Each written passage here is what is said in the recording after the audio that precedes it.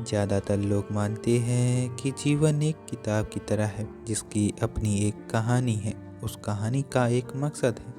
एक निहिलिस्ट उसी किताब को देखता है और उसे सिर्फ बिखरे हुए बेमतलब अक्षर नजर आते हैं।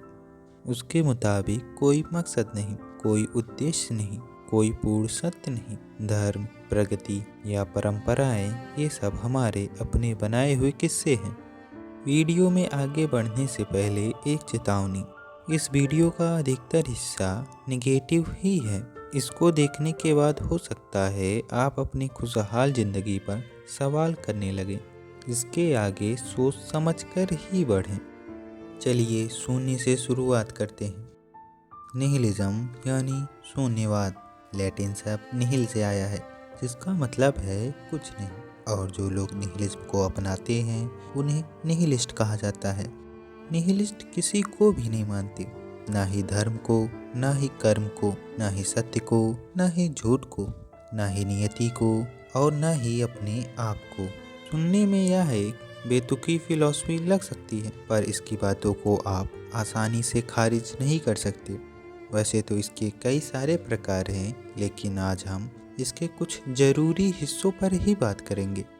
मोरल निहिलिज्म यह कहता है कि कोई भी काम सही या गलत नहीं होता। मोरालिटी एक भ्रम है, एक ऐसा भ्रम जिसे इंसानों ने बनाया है। चलिए एक उदाहरण के साथ समझते हैं। मान लीजिए ए और सी दो इंसान हैं और ए सी को जान से मार देता है। तो यहाँ पर गलत कौन है? आप कहेंगे ए, जो सी को जान से मार देता है, और आप सही भी हैं। इसी उदाहरण को दोबारा समझते हैं। ए सी को मार देता है, लेकिन यहाँ पर सी एक साइको किलर है। यहाँ नैतिकता के हिसाब से ए सही हो जाता है। चलिए एक बार फिर इसी उदाहरण को देखते हैं। ए सी को मार देता है और सी एक साइको किलर है, लेकिन यह बात ए को नहीं पता है। तो यहाँ पर इसका जवाब क्या होगा? आपको ऐसा लग सकता है कि ए सही है, लेकिन अगर हम ए के नज़रिए से देखें तो ए ने एक बेकसूर इंसान की जान ली है। इन सब उदाहरणों से यह तो साबित हो ही जाता है कि नैतिकता परिस्थितियों के हिसाब से बदलती है।